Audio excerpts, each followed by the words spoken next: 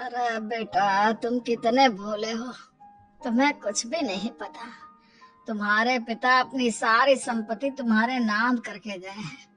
तुम्हारी माँ नहीं चाहती कि ये संपत्ति तुम्हें मिले, इसलिए उन्होंने तुम्हारी अनपढ़ लड़की से शादी करवाई, ताकि तुम्हारी तरह वो भी अपने हक के लिए आवाज ना उठा सके। सुखराम काका, मैं क्या करूं, आप ही बताओ। माँ के सामने आते ही मेरे हाथ पैर कांपने लगते हैं। मैं माँ को कुछ भी नहीं कह पाता।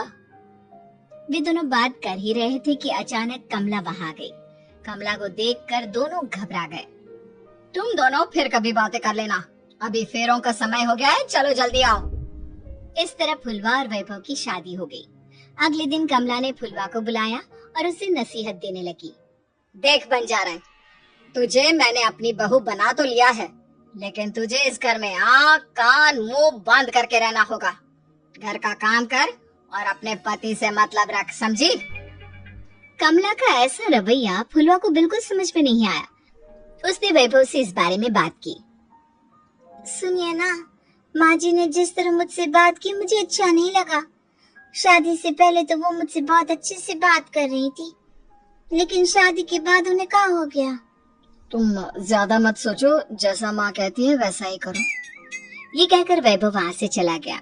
अगले दिन वैभव को घर के नौकरों की तरह काम करता देख फुलवा को बहुत हैरानी हुई। फुलवा ने इस बारे में सुखराम काका से बात की तो सुखराम काका ने फुलवा को सारी बात बता दी। अब फुलवा को समझ में आ गया कि उसकी सास ने एक बंजारन को बहू क्यों बनाया। एक दिन वैभव घर का काम कर रहा था, तभी उससे कांच की प्लेट टूट गई। किसने गिराई ये कांच की प्लेट? वैभव को वहां खड़ा देख कमला ने छड़ी से उसे मारना शुरू कर दिया। उसके पैर में कांच चुभ गया और खून बहने लगा, लेकिन फिर भी कमला उसे मारे जा रही थी। ये देखकर फुलवा ने कमला के हाथ से छड़ी छीन ली और तोड़कर फेंक दी। बंजारन, तेरी इतनी हिम्मत, तूने मेरे हाथ से छड़ी छीनी? कमला फुलवा को थप्पड़ मारने ही वाली थी कि फुलवा उसका हाथ पकड़ लेती है। ओ ससु माँ, मैंने मॉम की गुड़िया ना समझ लियो। बंजारन हो बंजारन, ईंट का जवाब पत्थर से देना जानती हूँ। आज के बाद मेरे या वैभव जी के ऊपर हाथ उठाने की सोचियो भी ना, समझी ससु माँ? ये कहकर फुलवा वैभव को लेकर वहाँ से चली गई। उसने वैभव के पैर पर पट्टी बांधी, उसके आंसू पोंछे। वैभव ने पहली बार किसी के दिल में अपने लिए इतना प्यार महसूस किया।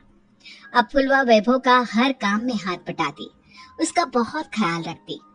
इस तरह दोनों बहुत ज्यादा नजदीक आ गए। वहीं दूसरी ओर कमला सारी जायदाद अपने नाम करने की साजिश करने लगी।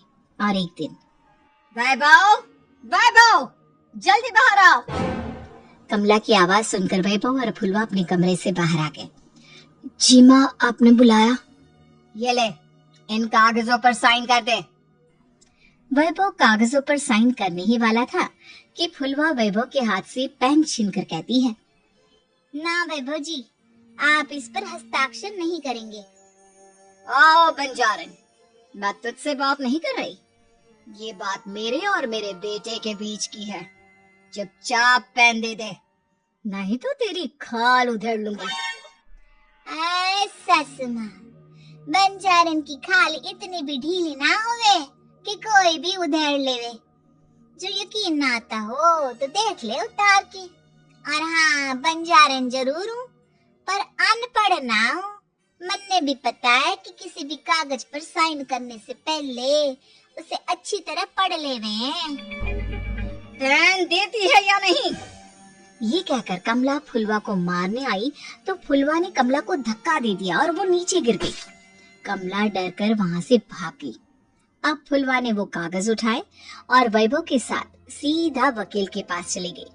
वकील ने वो कागज देखे और फुलवा को बताया, वैभव के पिता की सारी जायदाद और संपत्ति वैभव के नाम है, लेकिन वैभव की सौतेली माँ इस संपत्ति को अपने नाम कराना चाहती है, इसलिए इन कागजों पर वो साइन करा रही थी।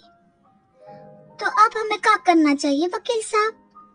वकील ने फुलवा और वैभव को सब कुछ अच्छी तरह से समझा दिया। अब दोनों घर पर पुलिस को लेकर पहुंचे।